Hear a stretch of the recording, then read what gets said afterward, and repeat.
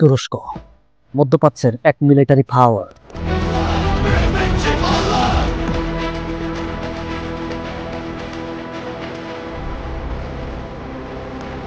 একদিকে ঐতিহাসিক শক্তি, दुश्मनों की सरजमीन है रुई की तरह बिखेर देंगे। একদিকে সমৃদ্ধ সংস্কৃতি, অন্যদিকে রাজনৈতিক দ্বন্দ্ব। আজকের ভিডিওতে আমরা জানবো তুরস্কের এমন একটি জাতির কথা যাদের পরিচয়, সংগ্রাম এবং সংস্কৃতি সবকিছুই আলাদা। বলুন তো তারা কারা? তারা হলো তুরস্কের কুর্দি জনগোষ্ঠী। কুর্দিদের সাথে তুরস্কের সামরিক বাহিনীর 40 বছর ধরে চলা সংঘাতের ইতি করতে যাচ্ছে। চলুন তাদের সম্পর্কে আজ বিস্তারিত জেনে নিন। কুর্দি শব্দের উৎপত্তি। এই শব্দটির উৎপত্তি নিয়ে মতভেদ রয়েছে। কেউ কেউ বলেন মধ্য পারস্য ভাষা থেকে, কেউ কেউ বলেন প্রাচীন পারস্য ভাষা থেকে, আবার কেউ কেউ বলেন গ্রিক ও রোমান ভাষা থেকে। তবে সার্বিক বিচারে এই শব্দটির অর্থ একটি জনগোষ্ঠীকে বোঝায় যারা একটি সমৃদ্ধ সংস্কৃতি ও ভাষাগত ঐতিহ্য বহন করে।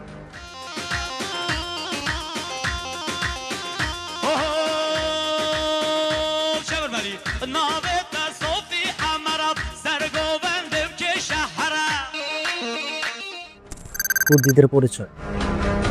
কুর্দিরা হলো একটি জাতিগোষ্ঠী যারা মূলত তুরস্ক, ইরান, ইরাক ও সিরিয়ার পাহাড়ি অঞ্চলে বসবাস করে।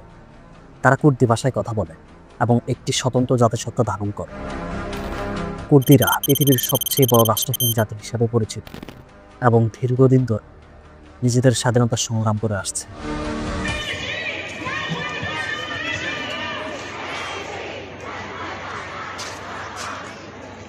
কুর্দিদের ভাষা।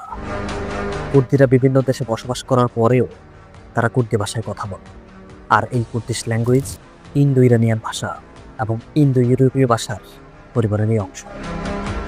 তবে তাদের ভাষার প্রধান কিছু বৈশিষ্ট্য রয়েছে। নাম্বার 1, ভাষার শাখা। নাম্বার 2, লেখার পদ্ধতি। নাম্বার 3, ভাষার বৈশিষ্ট্য। তাদের ইতিহাস সম্পর্কে আলোচনা আসছি পর, আগে তাদের পরিচয়টা দিয়ে নিই। কুর্দিরা প্রধানত 3টি উপভাষা বিভক্ত। নাম্বার 1, কুরমানজি। از بخوا فری زمان زلال فری اف زمانه کرمانجی بتنه بوم جبر کول سوریه از سوریه هاتمه ج رجاوای کردستانه সবচেয়ে বেশি ব্যবহৃত উপভাষা, বিশেষ করে তুরস্ক, সিরিয়া, উত্তর ইরাক এবং ইরানের কিছু অংশে তারা এই ভাষায় কথা বলে। নাম্বার 2, সোরানি ভাষা। এই ভাষা ব্যবহৃত হয় ইরাক এবং ইরানের কুর্দি অঞ্চলে। নাম্বার 3, পেহলেবানে বা লাকি বা লোরি। এই ভাষাটি ব্যবহৃত হয় ইরানের পশ্চিমাঞ্চলে। কুর্দিদের লিপি বা লেখার পদ্ধতি। কুর্দিদের কুরমানজি ভাষা সাধারণত লাতিন লিপিতে লেখা হয়। সোরানি ভাষা সাধারণত আরবি লিপিতে লিখতে লেখা হয় এবং ইরানের কুর্দিদের মধ্যে আরবি লিপি বেশি ব্যবহৃত হয়। আবার ইউরোপ ও তুরস্কে বসবাসরত কুর্দিদের মধ্যে লাতিন লিপি বেশি ব্যবহৃত হয়। এবার আসুন কুর্দিদের ভাষার বৈশিষ্ট্য। কুর্দি ভাষা অনেকটা ফার্সি ও পাশতু ভাষার কাছাকাছি। এতে প্রচুর আরবি, ফার্সি, তুর্কি ও ইংরেজি শব্দ মিশে আছে। কুর্দি ভাষার লিঙ্গ ও ক্রিয়া রূপান্তর অত্যন্ত জটিল এবং শব্দের গঠন পরিবর্তন হয় সময় অনুযায়ী। কুর্দি ভাষা ও তার পরিচিতি। কুর্দি ভাষার অনেক সাহিত্য, গান, কবিতা ও উপন্যাস রয়েছে। কুর্দি ভাষাকে কেউ কেউ স্বাধীন ভাষা হিসেবে মেনে নেয়, তবে জাতিসংঘ সহ অনেক আন্তর্জাতিক সংস্থা এটি একটি স্বতন্ত্র ভাষা হিসেবে স্বীকৃতি দেয়।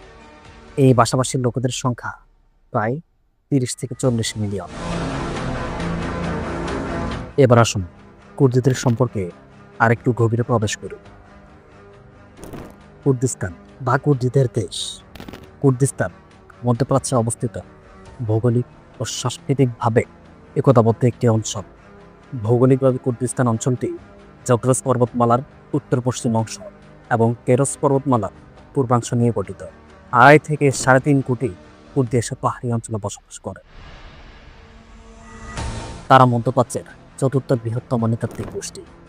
এরা জাতিতে কুর্দি, কিন্তু সম্প্রদায়ের বৃহৎ অংশই মুসলিম। এছাড়াও অন্যান্য ধর্মের লোকও রয়েছে। ইয়ারসানবাদ নামের প্রাচীন, যারা তুষ্টবাদের সাথে সম্পর্কিত, প্রাচীন লোক ধর্মেরও কিছু অনুসার রয়েছে। কুর্দি জাতির লোক কুর্দি ভাষায় কথা বলে এবং কুর্দি সংস্কৃতিকে লালন করে। আধুনিককালে কুর্দিস্তান বলতে তুরস্কের পূর্বের কিছু অংশ, উত্তর ইরাক, দক্ষিণ পশ্চিম ইরান এবং উত্তর সিরিয়ার কুর্দি অধ্যুষিত অঞ্চলকে বোঝায়। এছাড়াও আজারবাইজান ও আর্মেনিয়ার সামান্য কিছু এলাকাকেও কুর্দিস্তানের অন্তর্গত বলে গণ্য করা হয়। নিজ ভূখণ্ডে বসবাস করার পরেও পৃথক রাষ্ট্রাধীনের নাগরিক অধিকারবিহীন এই জাতি। এবার তাদের মূল ইতিহাসে প্রবেশ করুন। দ্বাদশ শতকে সেলজুক সুলতান আহমদ সানজার প্রথম সরকারিভাবে কুর্দিস্তান নামটি ব্যবহার করেন। তিনি সে সময় কুর্দিদের আবাসভূমি বিজয় করেন এবং কুর্দিস্তান নামের একটি প্রদেশ গঠন করেন। এর রাজধানী ছিল বাহার শহর, যা বর্তমানে ইরানের হামদান শহরের কাছে অবস্থিত। সেলজুকদের পরেই এই অঞ্চলের ক্ষমতা চলে আসে অটোমান সাম্রাজ্যের হাতে। বিংশ শতকে পতনের পূর্ব পর্যন্ত কুর্দিস্তানের ক্ষমতা ও কর্তৃত্ব ছিল অটোমান সাম্রাজ্যের নিয়ন্ত্রণ। প্রথম বিশ্বযুদ্ধের পর অটোমান সাম্রাজ্যের পতন ঘটলে অন্যান্য জাতির মতো কুর্দিরাও স্বাধীন কুর্দিস্তানের দাবিতে সোচ্চার হয়ে ওঠে। প্রথম বিশ্বযুদ্ধের বিজয়ী মিত্রশক্তি 10 আগস্ট 1920 ওসমানিয়া সাম্রাজ্যের সাথে ট্রিটি অফ সেব্রেস চুক্তি স্বাক্ষর করে। মিত্রশক্তি সেব্রেস চুক্তির মাধ্যমে গণভোটের ভিত্তিতে স্বাধীন কুর্দিস্তান প্রতিষ্ঠার প্রচেষ্টা চালায়। 24শে জুলাই 1923 সুইজারল্যান্ডের লুজান শহরের মিত্রশক্তির সঙ্গে ট্রিটি অফ লুজান চুক্তির মাধ্যমে তুরস্কের স্বাধীনতা দেওয়া হয়। কিন্তু সেই চুক্তির মাধ্যমে কুর্দিস্তানের গণভোটের প্রতিশ্রুতি বাতিল করে স্বাধীনতা দেওয়ার প্রক্রিয়াটি সম্পূর্ণ অগ্রাহ্য করে দেওয়া হয়। কুর্দিস্তানকে ইরাক, ইরান, তুরস্ক ও সিরিয়া 4 ভাগে বিভক্ত করে দেওয়া হয়। সেই বিভক্তির কারণেই কুর্দি জাতিসত্তা তাদের নিজস্ব ভূখণ্ড হারিয়ে ফেলে। তুরস্কের সঙ্গে কুর্দিস্তানের যে অংশটি জুড়ে দেওয়া হয় তার বিরোধিতা করে 1925 সালে কুর্দি নেতা শেখ সাইদ পিরানের নেতৃত্বে স্বাধীনতা লাভের জন্য সংগ্রাম শুরু করেন। পরবর্তীতে 29শে জুন 1925 শেখ সাইদ, ডাক্তার ফুয়াদ সহ বহু কুর্দি নেতাকে মোস্তফা কামাল আতাতুর্ক ফাঁসিতে ঝুলিয়েছিলেন। 1929 সালে কুর্দিরা পুনর্বিদ্রোহ করে। দুবার কুর্দি গণঅভ্যুত্থানের পর সেখানে কুর্দি নাম ও পোশাক নিষিদ্ধ করে দেওয়া হয়। কুর্দি ভাষায় ব্যবহার সীমিত করে দেওয়া হয়। এমনকি কুর্দিদেরকে বলা হয় পাহাড়ি তুর্কি নামে। তাদের কুর্দি পরিচয় বাতিল করে তাদেরকে তুর্কি নামে পরিচয় দেওয়া হয়েছিল। সময় 1978 আবদুল্লাহ ওজালানের নেতৃত্বে স্বাধীন কুর্দিস্তানের দাবিতে কুর্দিরা গঠন করে কুর্দিস্তান ওয়ার্কার্স পার্টি বা পিকেকে। তার লক্ষ্য ছিল তুরস্কের কুর্দিদের জন্য একটি স্বাধীন রাষ্ট্র প্রতিষ্ঠা করা। 1984 সালে সশস্ত্র যুদ্ধ শুরু হয় এবং তাতে 40,000 লোক নিহত হয় এবং লক্ষ লক্ষ লোক গৃহচ্যুত হয়। তুরস্কের সরকার কমিউনিস্ট অভিধায় কুর্দিস্তান ওয়ার্কার্স পার্টিকে সন্ত্রাসী সংগঠন হিসেবে তালিকাভুক্ত করে। 1990 সালের পর থেকে তুরস্কের সরকার ক্রমাগত সামরিক অভিযানে কুর্দিদের স্বাধীনতার স্বপ্ন তছনছ করে দেয়।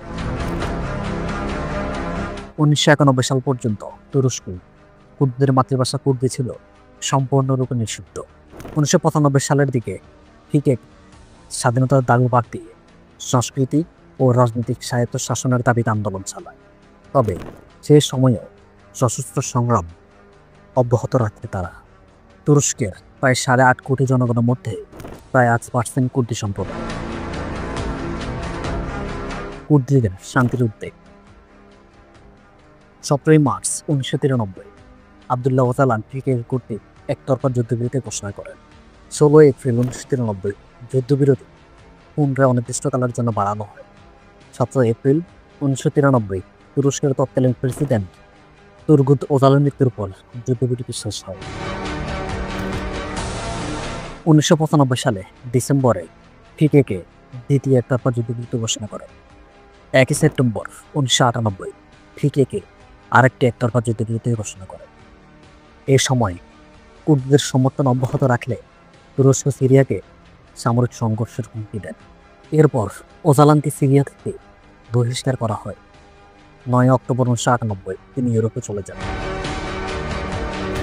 1999 সালে ওজালানকে ধরে তুরস্কে নিয়ে আসা হয়। সেখানে তিনি শান্তি আলোচনার জন্য তার প্রস্তাব পুনর্নবীকরণ করেন। 2004 সালে যুদ্ধবিরতি শেষ হয় এবং সশস্ত্র সংঘাত আবার শুরু হয়। এরপর 2009 থেকে 2011 এবং 2013 থেকে 2015 পর্যন্ত যুদ্ধবিরতির 2টি প্রচেষ্টা চালায়, কিন্তু সেগুলো ব্যর্থ হওয়ার পর সহিংসতা আরও বেড়ে যায়। সর্বশেষ তুরস্ক সরকারের সহযোগী এবং কট্টর জাতীয়তাবাদী দল ন্যাশনালিস্ট মুভমেন্ট পার্টি বা এমএইচপি নেতা দেভলেত বাহাসেলির মধ্যস্থতায় শুরু হয় শান্তির উদ্যোগ। 27 ফেব্রুয়ারি 2025 পিকেকে কারাবন্দী নেতা আবদুল্লাহ ওজালাত তার সংগঠনকে তুরস্কের বিরুদ্ধে দীর্ঘদিনের লড়াই বন্ধ করার ঐতিহাসিক আহ্বান জানায়। 1 মার্চ 1925 পিকেকে তুরস্ক সরকারের সঙ্গে অস্ত্রবিরতির ঘোষণা দেয়। এই ঘোষণার মধ্য দিয়ে সশস্ত্র এই সংগঠন এবং তুরস্কের সামরিক বাহিনী 40 বছর ধরে চলা সংঘাতের ইতি করতে যাচ্ছে।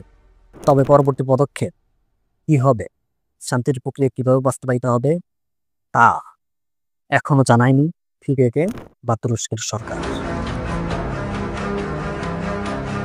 আজকের ভিডিওতে কুর্দিদের পরিচয় এবং কুর্দিদের ইতিহাস এবং তুরস্কের সাথে চলা সংঘাতের বিস্তারিত বলেছি। ইনশাআল্লাহ নেক্সট পার্টে ইরানি কুর্দিস্তান এবং ইরাকি কুর্দিস্তান এবং সিরিয়া কুর্দিস্তান সম্পর্কে আলোচনা করব। ততক্ষণ পর্যন্ত পাশে থাকবেন। দেখা হবে নেক্সট পার্টে। আসসালামু আলাইকুম ওয়া রাহমাতুল্লাহি ওয়া বারাকাতুহু।